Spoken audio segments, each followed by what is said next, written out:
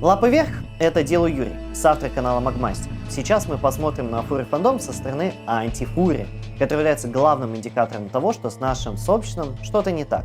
И да, антифури вообще-то правы, когда говорят о наших проблемах, и поверьте, они не выдумывают их, гиперболизируют, возможно, но выдумывают уж точно нет.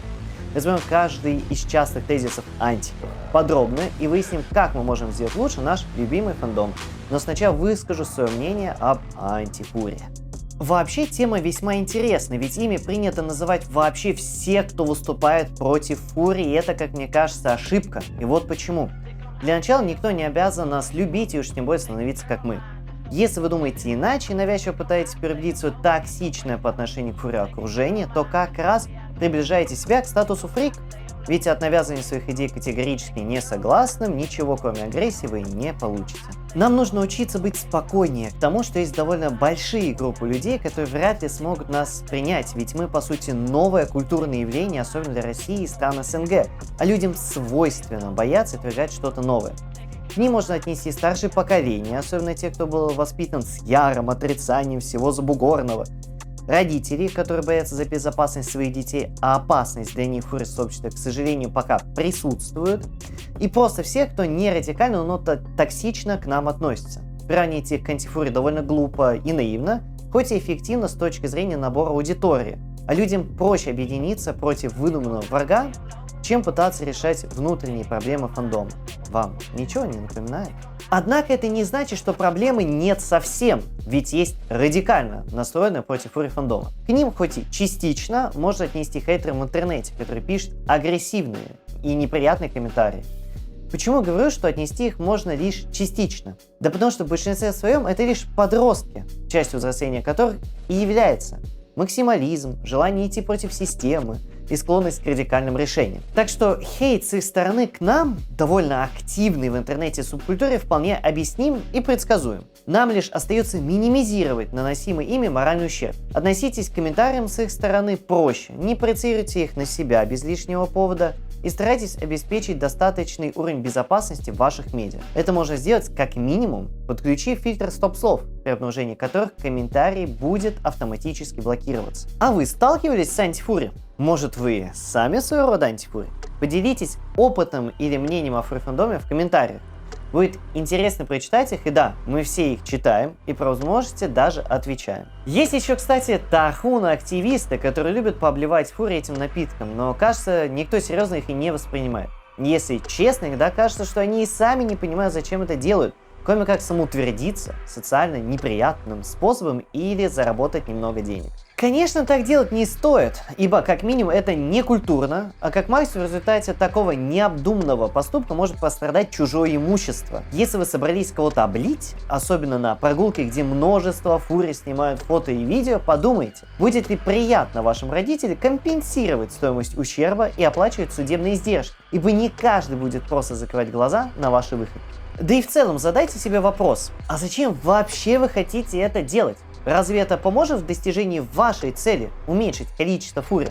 Или может наоборот приведет к обратному эффекту из-за того, что группа начнет объединяться и активнее привлекать к себе сторонников для эффективной борьбы с вами же? А вот кого точно можно назвать антифури? Те, кто переходит к насильственным действиям. К сожалению, такими часто оказываются подростки, как мне кажется, с тяжелой судьбой. И нет, не думайте, что я пытаюсь как-то преуменьшить их ответственность. Они получают по заслугам, привлекаясь к уголовной ответственности. Вспоминая случай в Петербурге и ролик енота Эрика, который заявляет, что парень, приведший в действие модифицированную стрельбу, легко отделался, хочется внести пару критически важных дополнений. Вот оригинальный фрагмент видео. Недавно прошел суд над подрывателем. На него завели уголовную статью 213 УК РФ «Хулиганство». В результате домашний арест с огромным количеством ограничений. Антика отпустили под домашний арест. Теперь он должен ходить в суд и к следователю, чтобы отмечаться. Он не может приходить к фурям или как-либо взаимодействовать с фури-субкультурой. Не может использовать интернет только для общения с родителями и для вызова полиции, скорой и пожарной. Не может приближаться к свидетелям. Если честно, то я считаю, что Антик легко отделался, но надеюсь, что ему и другим антифури это будет прекрасным уроком, что любая незаконная деятельность рано или поздно будет наказана. Не стоит путать меру пресечения и наказания. Мы пока не знаем, какое решение изберет суд, но по закону может быть либо огромный штраф, либо принудительные работы, либо лишение свободы на срок до 7 лет. Это вообще нелегкие последствия, да и жизнь с уголовкой еще то испытание. Так что не стал бы говорить, что он легко отделался. Да и опять-таки нужно понимать, что эти события – следствие огромных проблем нашего общества. От низкого уровня жизни, огромного количества неполных семей, до незаконного обращения оружия и недостаточным надзором за склонным к насилию людям. Мы это должны понимать и стараться любыми способами бороться именно с первоисточником проблемы, а не симптомом. И нет, я сейчас не призываю к чему-то невозможному, уж тем более осудительным. Просто старайтесь сами быть осознанными, не совершайте необдуманных действий, образовывайтесь и старайтесь слепо не доверять своим кумирам, даже нам. Фури-фэндом уже не такой беззубый. На прогулках и сходках часто присутствует служба безопасности, которая готова помочь в экстренных случаях, за что им огромная благодарность. Здесь, конечно, это сложно выразить, но давайте попробуем это сделать, поставив как можно больше лайков под этим роликом. Так что противодействовать неадекватно мы можем, но сможем ли мы справиться с проблемами, о которых говорят антифури? И существуют ли они на самом деле? Начнем с одного из частых утверждений, что все фури – фрики. Ну, всех точно нет. Ведь как минимум вы смотрите наш канал, где регулярно выходят высококачественные видео о фури-фэндоме и творчестве в 4К. А еще стримы, где Магмастер работает над новыми артами. Чтобы ничего этого не пропускать, обязательно подписывайтесь на наш канал и настраивайте колокольчик на уведомления обо всех новых видео. Мы в том числе поэтому и ведем этот канал таким образом, не используя костюмы, виртуальных персонажей, предоставляя максимально возможное качество и профессионализм, чтобы дать зрителю понять, что за шаблонно странными персонажами в ярких костюмах на самом деле скрываются обычные люди. Да и использовать аватары для того, чтобы называть себя фури, вообще не обязательно. Эта стратегия позволила нам привлечь к нашему творчеству не только представителей пушистого сообщества, но и обычных людей, которые фурями-то себя не называют. Думаю, это можно назвать одним из наших самых главных достижений. Однако это не значит, что в фэндоме нет откровенных шизанутых, в том числе любителей других биологических видов и представителей помладше. Нам лишь остается этого не отрицать и любыми возможными способами их изолировать. Изолировать не только от внешнего окружения, но и от внутреннего. Нам предстоит разработать эффективный механизм, которые дадут понять, что наше сообщество не дом для таких индивидов. И та маска, которая помогает им совершать злодеяния, не повод называть себя фури. Чувствовать себя в безопасности крайне важно, наверное, в любом комьюнити, поэтому мы уделили ей особое внимание в нашем дискорд-сервере Башня Мага. Там уютная и ламповая атмосфера, места для вашего творчества, причем не только артов, и, конечно же, фури, с которыми приятно и интересно общаться. Да, такое тоже бывает. Вступайте в башню по ссылке в описании. То, как реализовать механики обнаружения и изоляции таких людей, которые наносят угрозу не только нашему имиджу, но и безопасности людей, особенно несовершеннолетних детей, сложная и интересная дискуссия. Пока я предлагаю не закрывать глаза на полученную информацию, сообщать о нарушениях, особенно преступлениях, будь то жалобы в социальной сети или заявления в соответствующие органы. Такие люди не должны иметь возможность участвовать в тематических мероприятиях и хоть как-то с нами ассоциироваться. И да, я тут ушел в крайность, вы уж простите, и давайте вернемся к слову фрик, то есть человек с поведением или внешностью, который отличается от общепризнанной нормы. Тут есть хорошая новость, общество по всему миру в среднем становится более толерантным, но это лишь средняя температура по больнице. Стоит признать, что для большинства людей в России и странах СНГ мы странные персонажи. И с этим особо ничего не поделаешь. И тут есть два пути. Либо ждать, пока общество станет еще толерантнее, либо немного изменить свое поведение, в том числе в медиасреде. Например, не делать сильный акцент на сьютах и виртуальных аватарах. Немного разделять свои паттерны поведения между теми, кто в фандоме, и теми, кто вне него. Но условно не нужно издавать странные звуки или рпшить в обычной беседе с обычным человеком. Мы, особенно авторы с хоть какой-то аудиторией, должны становиться взрослее, сознательней и задумываться о более сложных вещах, чем просто вечных весельях в сютах. Перестать искать легкие ответы на сложные вопросы. Нам также нужно постоянно думать, что именно мы показываем и как это будет восприниматься обычным, не фури-зрителем. Ведь некоторые вещи для нас, пушистиков, обычное, хоть и странное поведение, а для других непозволительная девиация, ставящая крест на адекватном отношении к фандому. Это сделает фури более открытыми новичкам и взрослому окружению из других поколений, ну и в целом более интересным для вступления, и в итоге люди сами потянутся к нам. Так и победим. Сплошное НСФВ. Все эти фури сплошные фетишисты, только арты 18+ и рисуют. Думаю, вам знакома эта фраза, и думаю, знакомый самый шаблонный ответ. Вообще-то НСФВ есть во всех фандомах, и чтобы увидеть, еще и постараться нужно. Так-то оно так, но не все так однозначно. Для начала давайте разберемся, откуда они вообще берутся, откуда у людей возникает желание создавать корни арты с антропоморфными персонажами. Скажу, наверное, не очень приятное. Быть фурией и ассоциировать себя с антроперсонажами, по сути, эскапизм. То есть избегание реальности. Вопрос только в том, как сильно это проявляется в каждом конкретном случае. У некоторой степени ассоциирование доходит до того, что реальные образы просто перестают удовлетворять вполне естественно для человека потребности. Или хочется чего-то другого, нового, и выходит немного даже запретного. Оттуда и берется желание увидеть свою фурсону или в целом любимые образы в таких подтекстах. Это может быть приятно. И поэтому наш фэндом более склонен к созданию НСФВ контента. Да, у других тоже есть такое, но у нас, скорее всего, его будет больше просто из-за того, что более привычные виды такого творчества не смогут выполнить свою задачу. Но так ли легко на него наткнуться? Вполне. И этого нельзя отрицать.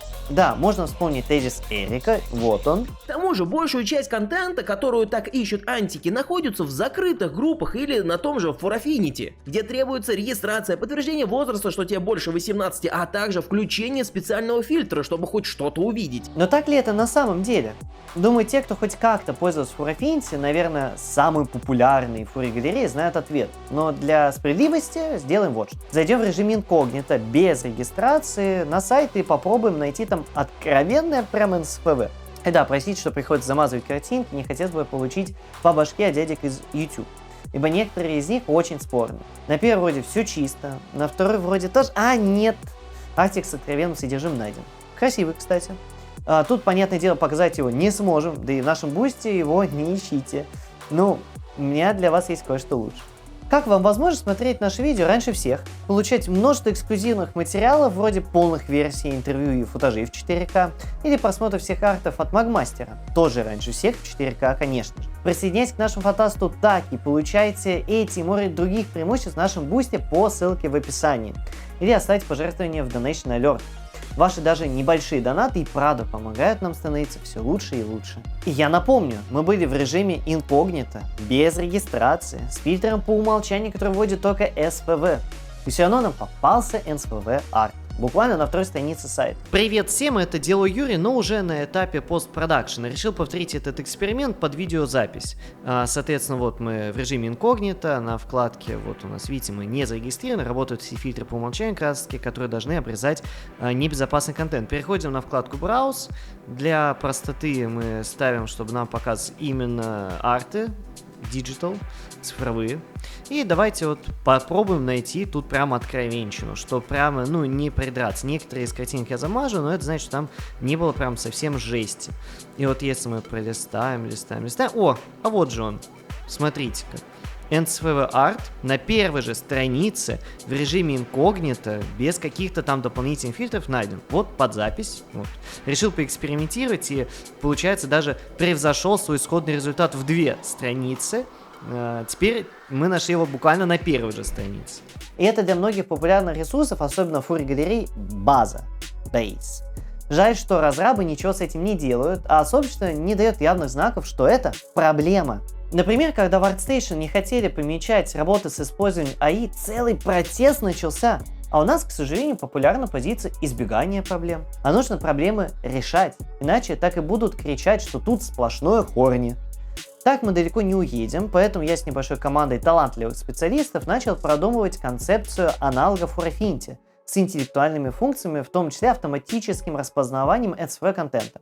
Это длинная история, будет много задач, аналитики, концептов, так что обязательно подписывайтесь на мой телеграм-канал, чтобы не пропустить новости его разработки. Уже сейчас я анализирую популярные арт-галереи, в том числе популярных среди фури. А телеграм-канал Магмастера не забывайте, подписывайтесь на него, все ссылки есть в описании.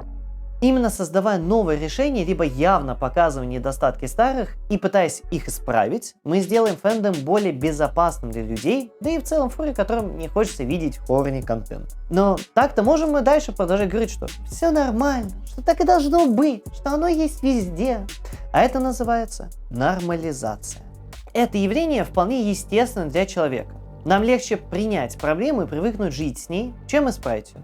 Да и будем честны, хочется идеализировать фэндом, ведь это дом, который помогает нам справляться с трудностями, находить близких друзей и творить. И очень некомфортно, когда кто-то говорит, что фасад у этого дома кривоват, внутри планировка не по всяким там стандартам, вообще нужно обои под покрас клеить, а не эти ваши дизайнерские. Так что нормализация — это нормальная история для человека, но если мы хотим двигать с фэндом дальше, так делать нежелательно. А то погрязнем в вечных скандалах, руганиях и ничего больше делать не будем.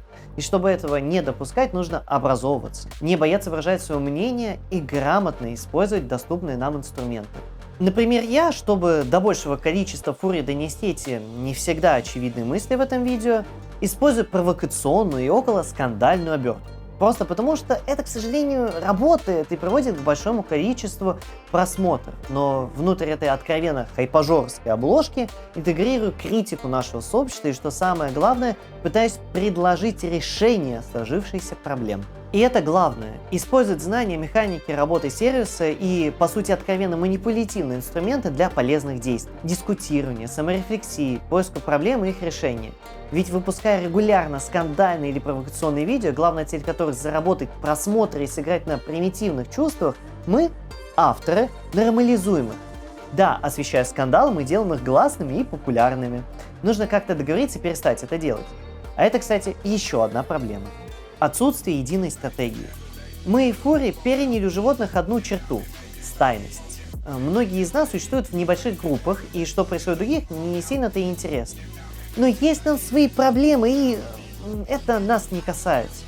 И это отражается в конфликтах организаторов, в отсутствии единства в трактовке терминов, в размытых рамках между допустимостью и недопустимостью показа некоторых вещей, и в целом непризнании наших проблем. И это только начало. Ведь если каждый будет говорить «это не то, это другое», то как мы вообще хотим двигаться дальше? Как показать, что фурии не фрики, если мы сами в себе разобраться не можем? Какое сообщество мы хотим видеть, если сами не можем решить свои проблемы? Я надеюсь, что нам удастся перебороть эти проблемы и начать вести диалог. Искренне верю в то, что главное медиа-лицо фэндома будет думать не только о себе, но и о судьбе движения, частью которого он является, и на судьбу которого он влияет, хочет он того или нет. Мне нравится быть фурией. Мне безумно нравится творить в этом сообществе. Но мне не хочется видеть его таким. И надеюсь, наша деятельность поможет хоть как-то улучшить ситуацию. Например, во все наши видео, даже с прогулок, мы внедряем дополнительную ценность. Это может быть арт-челлендж, как выпуски о прогулке по нескучному саду, или интервью с эксклюзивной информацией, как в видео с фурмаркета. А я, пожалуй, пойду вершить деловые дела.